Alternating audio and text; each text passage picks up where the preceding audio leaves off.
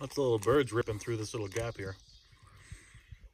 Just sitting on a, well, timber. Eating a little bit of trail mix, getting a couple calories in. And bugs all over the place. It's getting chilly again because it's not moving. It's still only 56 degrees out. But about to start the big climb for today. It's like 2 point something. And it's straight up standing Indian mountain. So it's going to be the highest point that I've been on yet. Kind of excited. Today I'm feeling really good today. Didn't sleep for shit. I had a big old root right underneath my legs and another one right between my shoulder blades. Couldn't move my tent because there were so many people at the Sheeter last night. Muskrat Creek Sheeter. But yeah, it's a good morning. Done a couple miles already. Like I said, right now I'm currently in Deep Gap. Tortuga has signed off. She was just doing a little section hike a couple days, and her car was here last night, and she left a note for us in the logbook at Muskrat Creek Sheeter. And so yeah, she's on her way home. So got Mountain Goat this morning. He just took off. He was here for a few minutes having a break too. Disco's on his way down, and we're just gonna keep going. It's not really a hard day. All the ups that we've done so far have been very gradual. Like about a third of the grade. That's the word. Wow, I can't even talk today. But yeah, a third of the grade that we saw yesterday, coming right into the North Carolina line. That climb at a Bly Gap was crap. Like almost 1,100 feet per mile grade. We're doing today an average of like 380 to 450 feet per mile. So much less steep. So I'm gonna finish up my snacks here, have some water, and I'm gonna get rolling again. So I'll catch you when we get a little bit higher up. Well, that pretty much says it all. Yep, I guess we might run into some of them.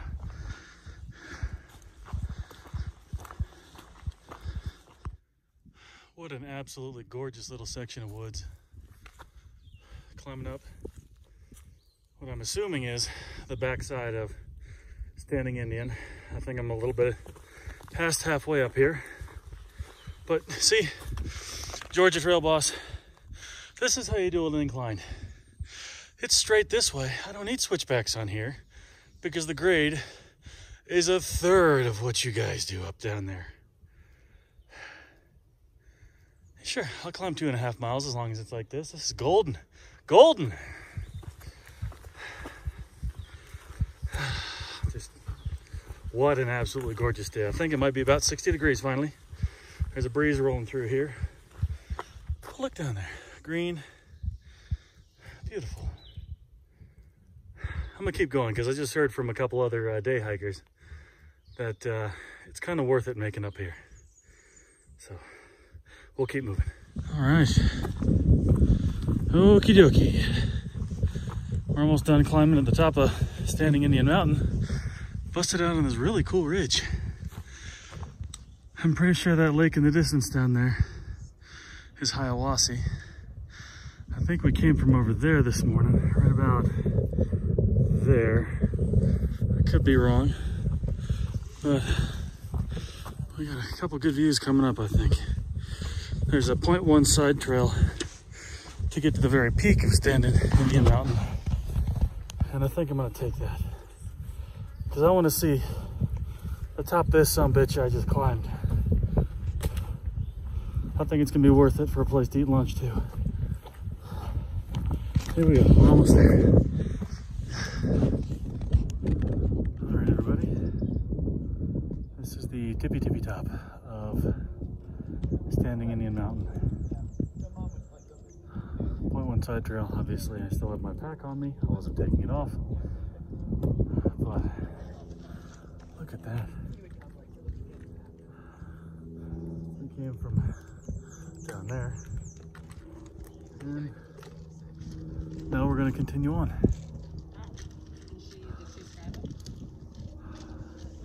Highest point we've seen on the trail so far. That was a beautiful climb. This is a beautiful view.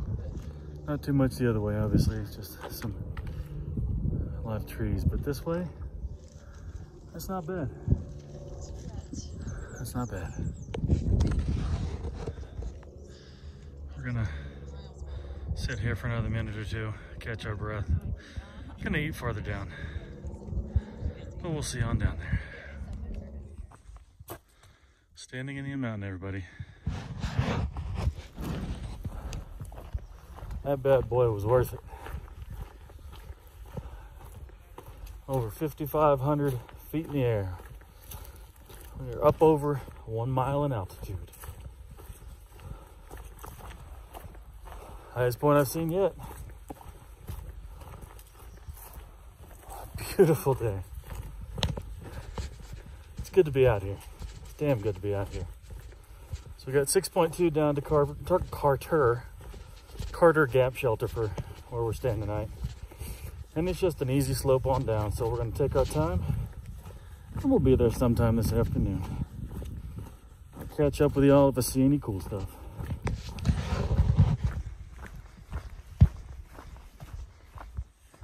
You know what's absolutely everywhere around here are these little juncos, J-U-N-C-O. Follow you to camp. They follow you up to the mountains. A lot of them are actually pretty ballsy.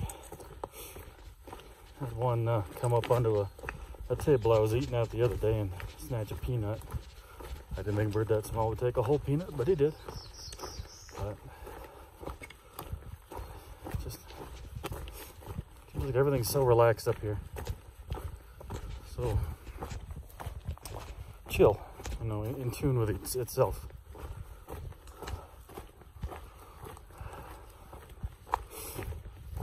A little bit overcast started now. The temperature has not really jumped like I thought it would today. But next week we're supposed to be in the mid-80s, so I'm not really going to complain too much. But I don't know. I think next week it's highly likely that I'll be in the Smokies because we're going to be at mile marker 93 today. And the Smokies are at mile marker right around 170, I think. So yeah, just gonna take it as it comes. And for now, like always, we're gonna keep on walking and see what's down the trail. So I just came down that little path off the top of Standing Indian. Found these. This is a new kind of violet. These are bird's foot violets. A little bit bigger than the ones I've been seeing so far.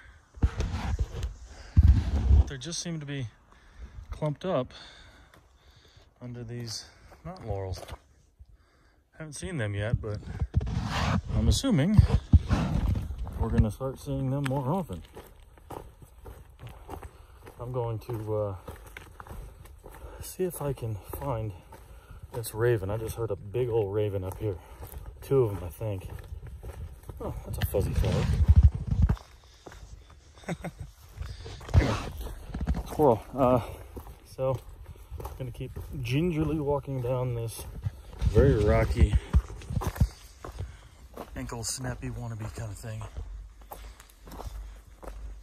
and keep an eye out for critters because this thick stuff, I just have a feeling there's gonna be something around here to see. If nothing else, the raven, if I can get it.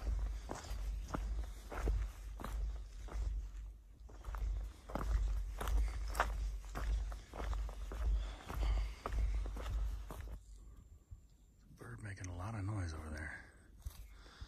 I think it's a towhee, but I'm not 100% sure.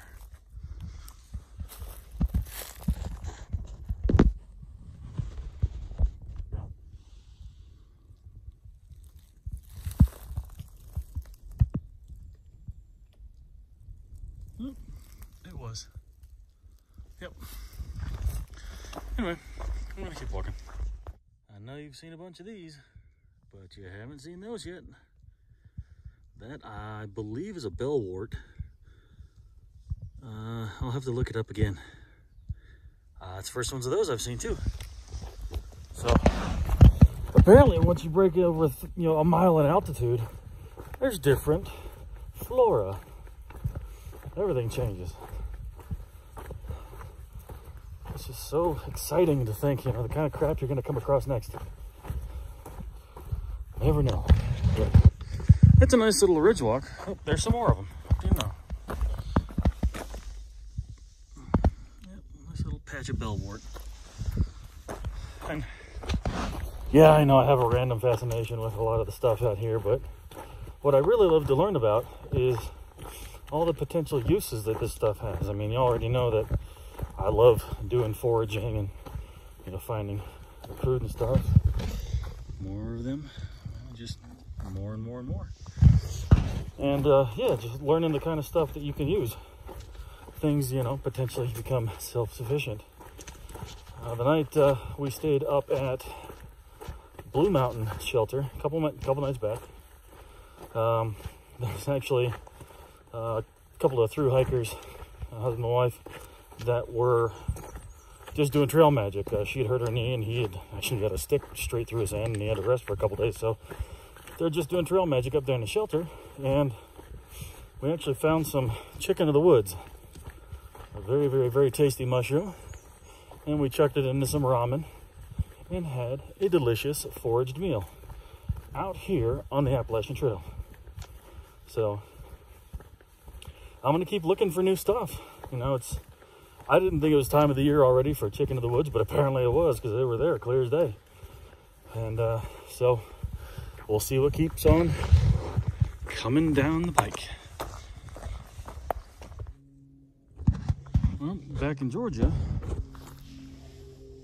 these were like orangey. Here, they're kind of maroon and awesome. That is Canadian wood betony, B-E-T-O-N-Y. Another random flower fact.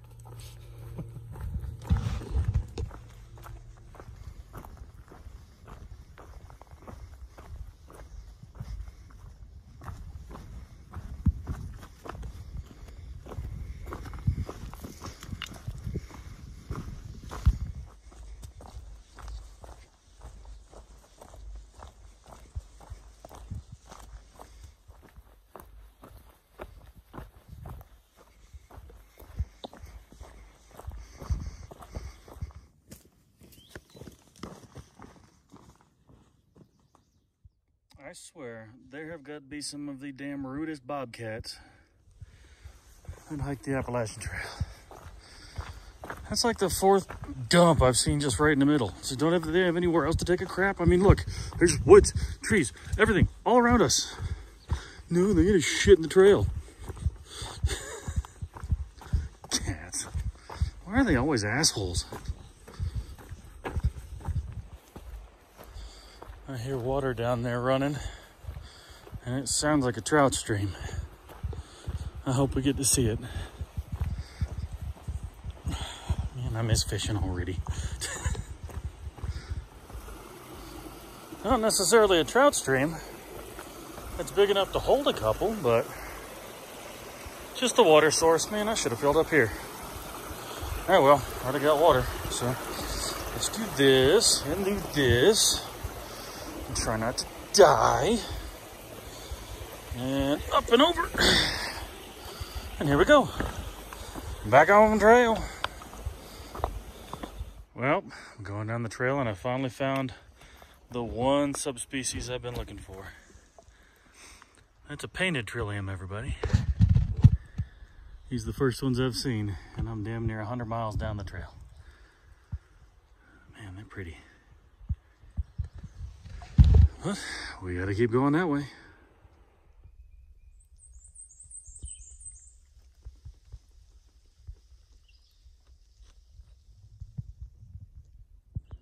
That's where we just came from. And I just see why they call this area Beach Gap. I mean, there's nothing but tons of tiny little baby beech trees and a couple oak trees in here. But it looks like there was a burn here not too long ago. Of course, always some of the first things to come back are all these little beech trees. But this is the direction we're headed. We are getting close to the end of our goal for the day. And yeah, just having a good time.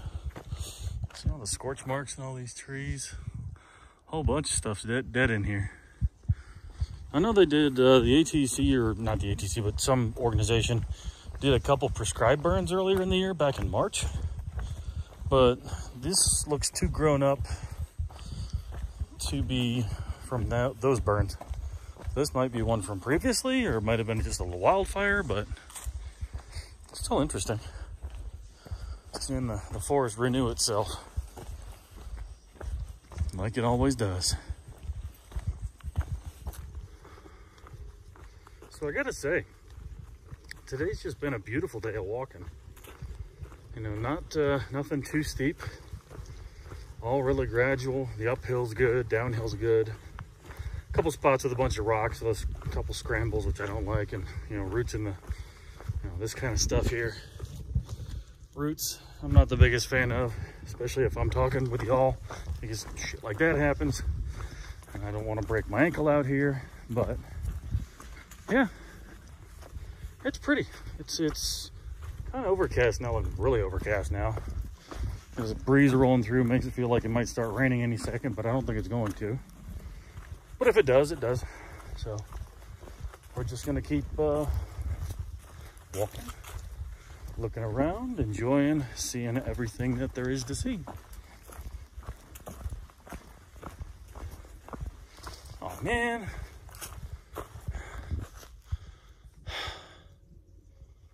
And then you turn a corner and you find climby things. Oh well, here we go. All in a day's work.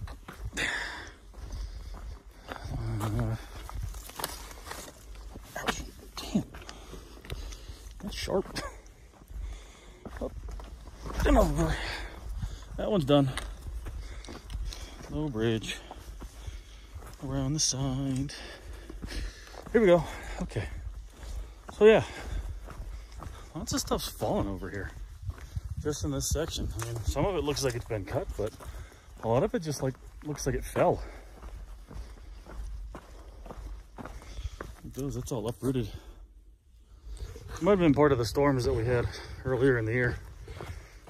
You know, same ones that ripped through Springer Mountain, Amicalola Falls, took out the stairs. Might be the same ones that came here, but who knows?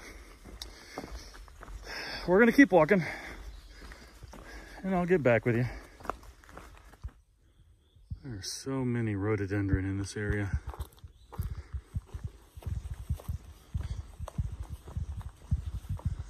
Up, down, dead. Yeah, a whole bunch of old ones. Some got trunks on them bigger than I've ever seen on a rhododendron. But I'm still wondering what killed all this stuff. It must have been that fire that came through here.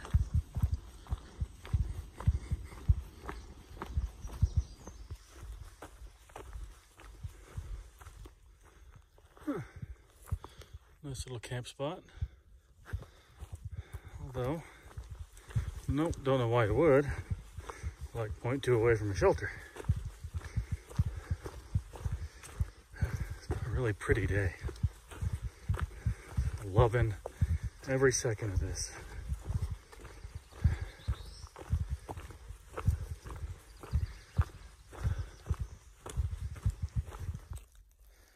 Well, we finally get to Carter Gap, and I have a great example of exactly what I was telling you about earlier.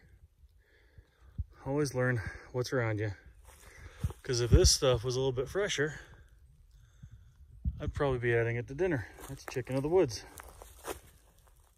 But it's not the freshest.